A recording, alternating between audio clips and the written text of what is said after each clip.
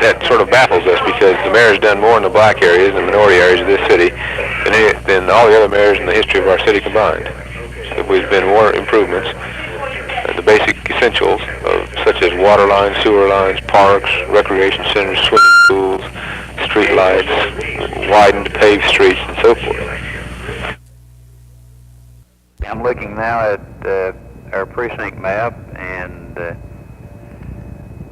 we expect to pick it up primarily in the east end part of town, which is where I'm from the black community and the brown community. We expect to win in these areas overwhelmingly. We expect to neutralize the vote with some of the endorsements we've received. We have received all of the endorsements of people-oriented groups. The incumbent received none. He did receive the endorsement of the Houston Chronicle to the surprise of no one. And that's it. And I think it's very significant. Both candidates for mayor have appealed for a large turnout in Tuesday's elections, but the appeals are going toward Fred Hofheinz relied mainly on a heavy black turnout in excess of 80% to surge late in the counting to come within 5,000 votes of the incumbent mayor in the November 20th election. And Mayor Louie Welch failed to gain a majority, a large part due to a lack of support in the southwest precincts, which gave large majorities in previous years. Many of these votes went to Hofheinz, but a significant number of Welch's supposed Southwest supporters simply didn't show up at the polls. The supporter from the black community Fred Hofheinz received on November 20th, on the other hand, may not show this time. The fact that there are no blacks on the ballot, or no one under 30 for that matter, will do nothing to bring out the would-be Hofheinz supporters. So in Tuesday's elections, the outcome will not depend simply on the extent of the turnout, but also on which side of Main Street those votes come from, white middle-class west side or the minority side, the east side. Paul Levinka, The News. There's been a great deal of complaint on this basis, electioneering by the judge himself. It's not always directly related to the 18, 19, 20-year-old. It's often just on the basis of the candidate's choice. I've seen some letters from some people who are very frightened to vote for anyone other than the one the precinct judge suggested, which is, of course, a clear violation. Well, I have said that my failure to hang around City Hall for 20 years is not a credential that I lack. It's a credit to me that I haven't been hanging around City Hall for 20 years, that I can offer to the voters of the city of Houston a fresh look, a look from the viewpoint of a young private citizen who has some ideas and some new approaches and some new things that he would like to try. We have cars, private cars, and perhaps one of small trucks running from in front of Lovett Hall from 9 a.m. until 7 p.m. Tuesday, the day of the election. And we should have some more campaign information up on all the candidates also at the same place. And the buses will run constantly around the clock to try to get people out there. If a person didn't vote in the last election, he may still vote in the upcoming election, and we urge him to do so.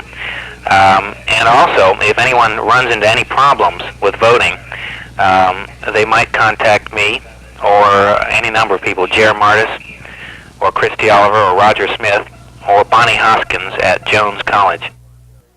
Well, I think so. I believe that knowing how the city has been operated, and I don't think they're going to listen to these few radicals that are down with the establishment and burn and run and rout. I think that type of student only represent a very minute percentage of all students, and I think by a great majority they're level-headed and they're going to do their own thinking and not be followed by these radicals. Well, I imagine that the conservative voters will come out this time. They had no idea this was, only 44% of the voters did come out to vote. Why do you think more of them will come out to vote this time than last time? Well, the results of the last election would be the reason they're coming out this time. When people think a mayor's done a good job and they like the situation, they're not aroused to go vote. There's an awful lot of people that were satisfied with the way things were going and were complacent and did not go out and vote. And it's our job is to get those people back out to vote that did not vote. And that's where we'll pick them up. Mayor Welch's statement that he's going to get the whites out to vote this time has angered the blacks a great deal. And I think they're going to show. I've seen a fantastic amount of movement in the black community. And then this Herman Short linkage with George Wallace has also upset the black community a great deal. I think they're going to show in better numbers than they did on a Saturday. Has a feeling that this administration is not responsive to their problems both as a cultural group and as a specific neighborhood of the city of Houston.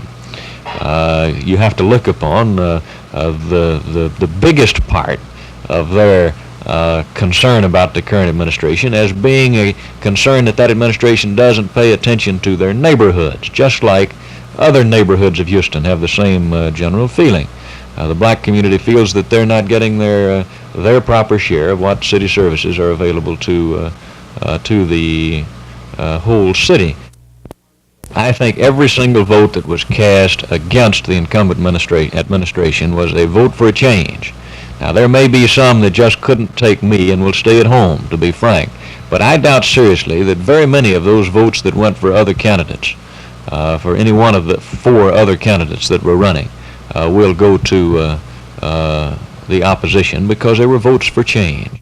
We are depending upon, for success next Tuesday, turning out the people who we know want a change in city government now. A number of younger people, for either reasons of appearance, long hair, were hassled. We're told that they didn't belong there, and there were digs made. I heard a couple of these myself, and I know it did happen, and we received numerous complaints there. There were several precincts, too, I know of, that were documenting that did not let 18, 19, 20, and 21-year-olds vote. Well, 21s were allowed, but the precinct judges just said, no, it's always been that way, and you cannot vote. They did not know about the changes. They were uneasy with the changes. I'm not sure whether it was intentional or not, but they did not let. There were 2 precincts where they had a great deal of difficulty. There was another precinct that we know discriminated because of color against the voter, and we heard comments and digs, and these were very unpleasant for the voter, and some voters left. One left in tears that I know of.